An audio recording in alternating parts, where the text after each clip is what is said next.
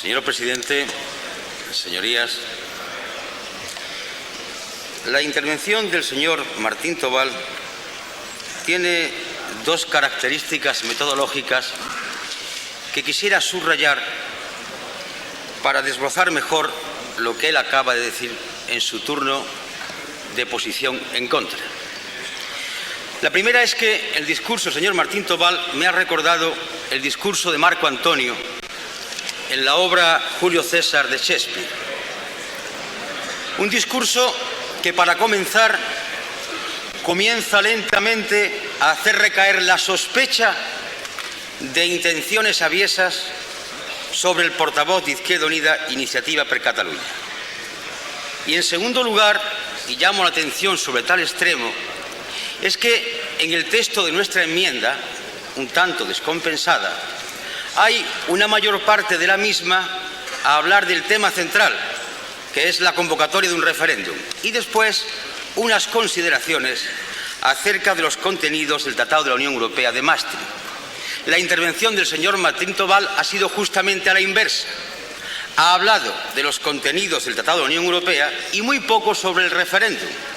Ya adelanto, señor Martín Tobal, que vamos a debatir largo y profundo sobre Maastricht cuando llegue el momento de ratificarlo, allá por finales del presente mes.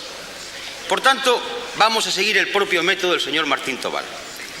La descalificación aviesa, el discurso de Marco Antonio, viene diciendo lo siguiente: amalgama de argumentos.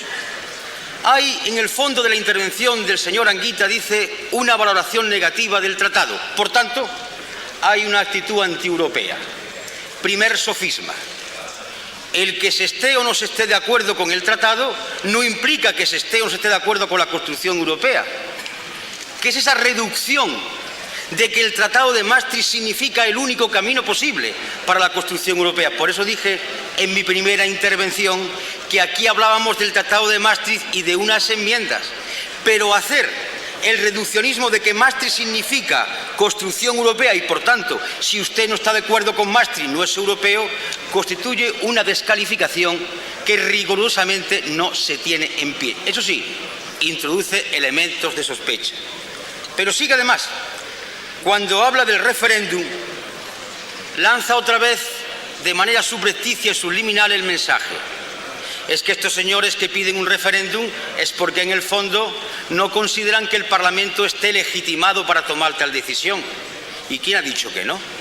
Lo que aquí se ha dicho es que en este asunto hay que complementar la democracia representativa con la democracia participativa, directa. Es lo que he dicho en esta tribuna. Por tanto, no ha lugar la descalificación. Y a partir de ahí, el señor Martín Tobal ha dicho, sobre el referéndum no lo consideramos ni procedente ni se justifica. Y punto. Ya no ha vuelto a hablar de este tema. Eso sí, ha hecho algunas alusiones. La primera, en el sentido de que nuestra Constitución dice que el Parlamento es el depositario de la soberanía nacional. ¿Y quién lo ha negado? Pero esa Constitución dice que en asuntos de especial interés, y dígame, señoría, si el Tratado de la Unión Europea de Maastricht no es de especial interés, el pueblo podrá ser consultado en referéndum. Y ha utilizado otro argumento también curioso. Ha hablado de la continuidad del proceso parlamentario que ha ido aprobando la ratificación de acuerdos, de tratados. Pues bien, ustedes, cuando llegaron al gobierno, el Parlamento de entonces, anterior a su gobierno, nos metió en la OTAN y ustedes convocaron entonces un referéndum. Rompieron la continuidad de hechos a discutir en este Parlamento. ¿Por qué entonces? ¿Y por qué no ahora? No ha dicho por qué no se justifica, simplemente ha dicho no. Y yo insisto en este extremo, señor Martín Tobal, no solamente por un concepto mucho más amplio de lo que puede significar la ratificación teniendo detrás al pueblo con su opinión, la que sea, sino también he dicho en mi intervención algo que su señoría ha pasado por alto: la prudencia política. La prudencia política, y lo he dicho en mi intervención, a tenor de la actual coyuntura.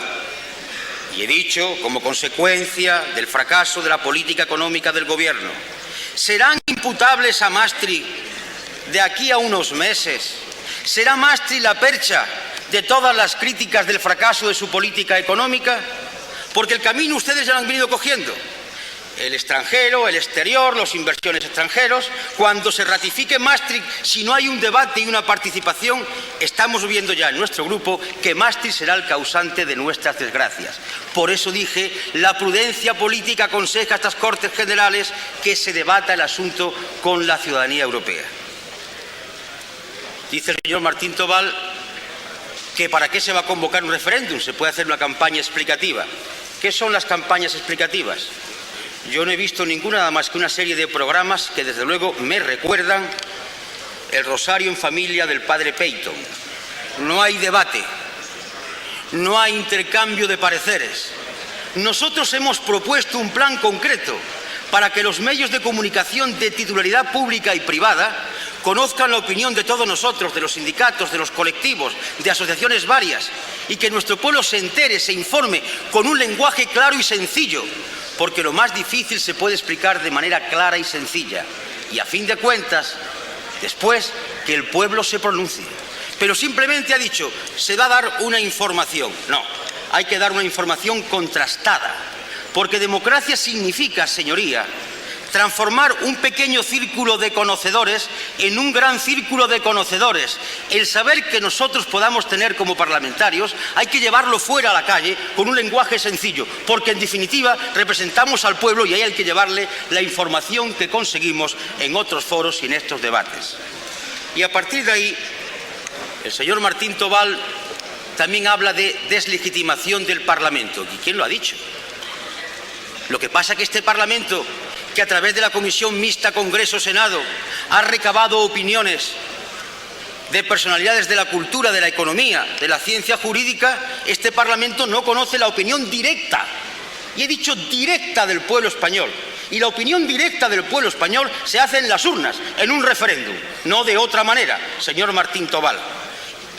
Después de haberle informado, después de haber debatido, después de haber hecho lo difícil, simple y sencillo. Y ahora vamos a la otra cuestión. Señor Martín Tobal, en mi intervención sobre los comentarios y alternativas al Tratado de la Unión Europea de Maastricht, que tienen una quinta parte de mi intervención, porque como he dicho anteriormente, ya debatiremos sobre los contenidos de Maastricht, y largamente y profundamente, me he basado exclusivamente, señor Martín Tobal, en lo que dice el Parlamento Europeo sobre los acuerdos de Maastricht.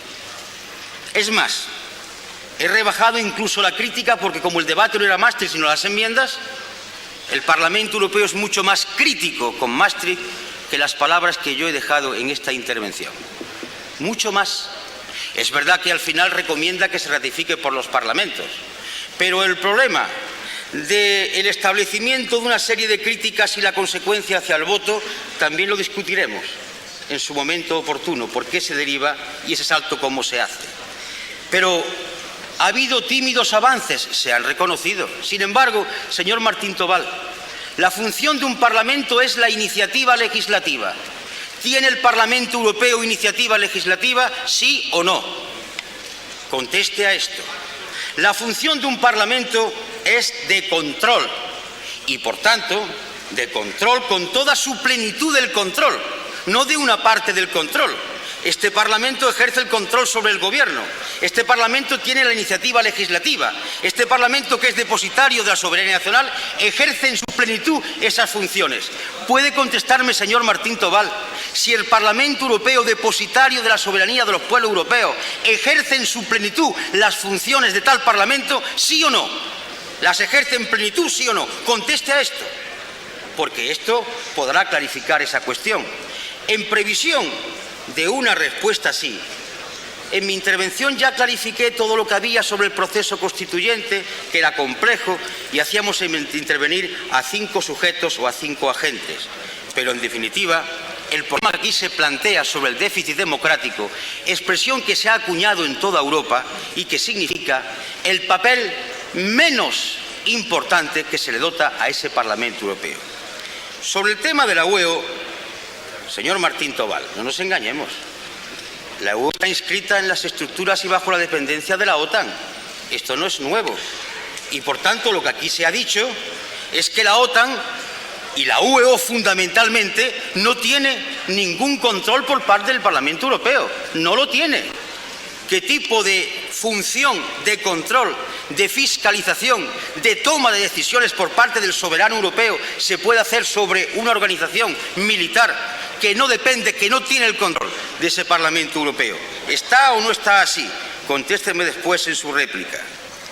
Plantea el señor Martín Tobal la cuestión de la negociación colectiva y manifiesta como un avance en los acuerdos de Maastricht la posibilidad de establecer una negociación colectiva global en el ámbito europeo entre los sindicatos y la patronal. Sí, es cierto. Lástima, y lo sabe también el señor Martín Tobal, que no es de obligado cumplimiento para cada gobierno nacional y, por tanto, dicho de otra manera, la gran patronal o la patronal europea y los sindicatos europeos pueden llegar a un acuerdo, pero después el gobierno francés o el español dice que en su territorio allí no se aplica. Diga esta segunda parte también, señor Martín Tobal, dígalo. Diga que eso puede ser papel mojado en la medida que un gobierno diga que no a los resultados de esa negociación. Pero hay una ausencia en el discurso del señor Martín Tobal. No ha hablado nada, y conste que yo hice un pequeño párrafo sobre el sistema europeo de bancos centrales, sobre el Banco Central Europeo. De eso no ha dicho nada. Sobre esa independencia casi absoluta de la entidad bancaria, que al tener la independencia va a asumir realmente el poder político por su control sobre la emisión y sobre la política monetaria de la Comunidad Europea. Sobre eso no ha dicho ninguna palabra. Resumiendo, señor Martín Tobal, el referéndum es para nosotros una necesidad porque lo demanda la calle, porque no estorba, porque complementa la decisión que tome este Parlamento, porque hay antecedentes ya, porque está en la Constitución, porque es bueno y sobre todo porque le permite a estas Cortes Generales que en un momento determinado no se le impute a los acuerdos o a la construcción europea los fracasos de la política económica del gobierno que su partido sustenta, porque ya ha habido antecedentes de esto. Son mis palabras sobre la prudencia, sobre cómo atemperar todo el proceso, cómo calibrarlo y cómo calcularlo. En definitiva, señor Martín Tobal, seguimos manteniendo lo que hemos dicho anteriormente y le rogaría a su señoría que, sin discusiones acerca del pasado o lo que dijeron unos y otros, conteste al asunto, a la cosa, sin atribución de intenciones, simplemente frente a un argumento, otro argumento, frente a un dato, otro dato. Así se dignifica el Parlamento.